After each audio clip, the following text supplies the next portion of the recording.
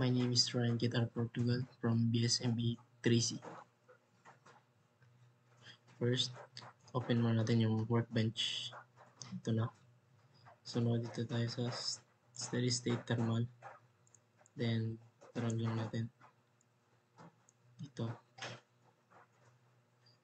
Then, check natin itong engineering data muna.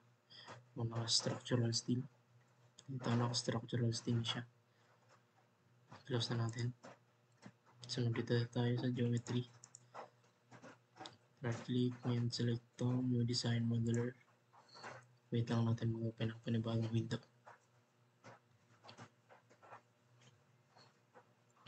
So, ito na siya. Then select itong XY plane. And itong load face. Sketch tayo ng rectangle. Select the rectangle. Then ito. Center natin siya. Gawa lang ako ng rectangle dyan. So, dimension. General. Lagyan natin ito. Dimension. Pilitan natin yung sukat niya ng 1 meter.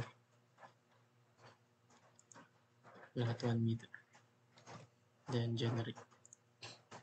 Ito na siya. So, mag-extrude tayo. Apply. Ilalagay natin dito sa depth is base sa class record kung anong number ako, which is number 39 ako, at ang value na binigay sa amin ay 2.5. Then ang multiplier ko is 90%, so 2.5 times 0.90 is equivalent to 2.25, kaya 2.25 ang lalagay ko dito. Generate. Ito ang result nya. So now this, select lang natin itong selection filter faces. After nyan, gawa ulit tayo ng panibagong rectangle.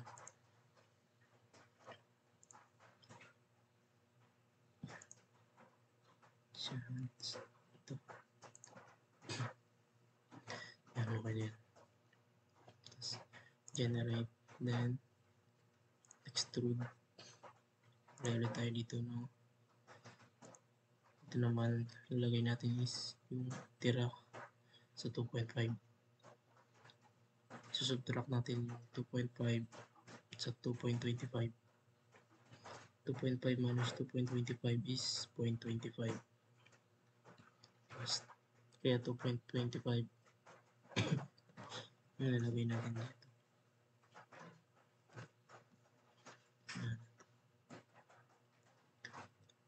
Tapos add material,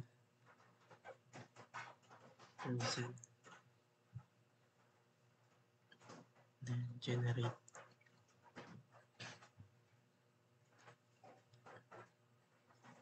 Tapos ito na ang result. So now is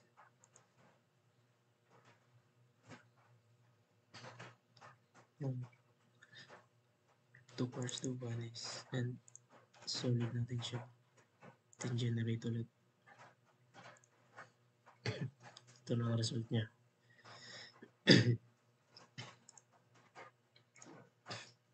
Then balik tayo sa workbench. Then punta tayo sa model. Open natin yung model. Tayo lang natin magbukas ng panibagong window. Doon natin makita yung temperature at total heat flux.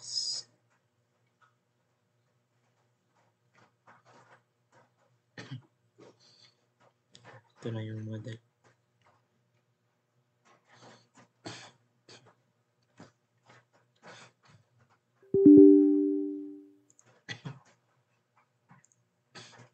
Ito na siya. Dito na, punta tayo sa mesh. Right click, then select itong generate mesh. Sunod, ito naman sa steady state thermal. Dito mag-add tayo ng temperature. Ito sa side na to. Then apply tayo ng temperature which is 25%, 25 degrees Celsius. Base sa sinabi nila. Then add ulit tayo ng temperature sa kabilang side naman. Then apply tayo ng temperature na 500 degrees Celsius. Sunod sa solution, add natin dito yung temperature, then yung total heat flux niya. After niya, solve na natin. Tayo lang natin ma-solve.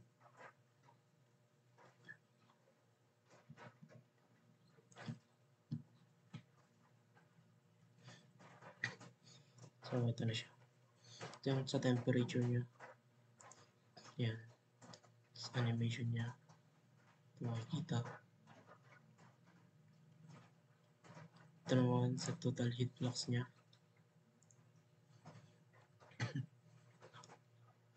Yan siya.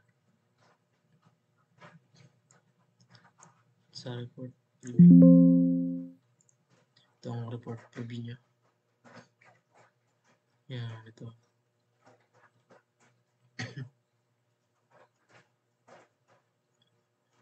Yan. Ito ang report preview niya. At print natin para ma-save natin as PDF. And set lang natin siya sa long bond paper or legal. Okay, then print.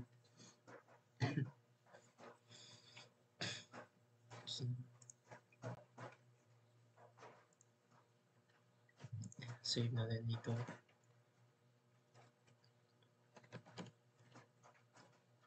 Report. View. Save. Sunod naman is yung print preview niya ng temperature at total heat flux niya. Sa subject, lagyan lang natin dito heat transfer. Author, pangalan ko.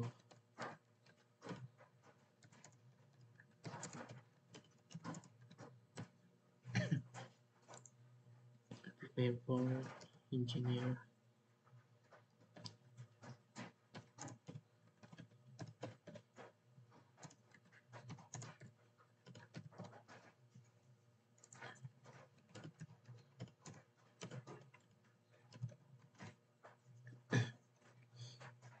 Yan na, then select print para ma-save siya. PDF. Settings, set ulit natin yun sa legal. Then print. Then save na sa file ko. Ito yung temperature. Save. Sunod naman sa total heat flux niya. Ganun ulit.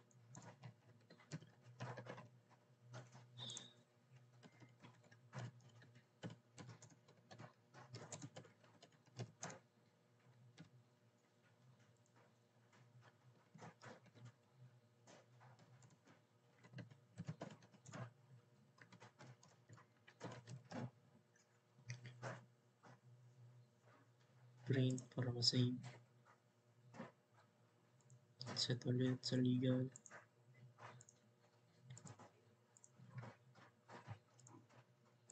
Print. Yan ang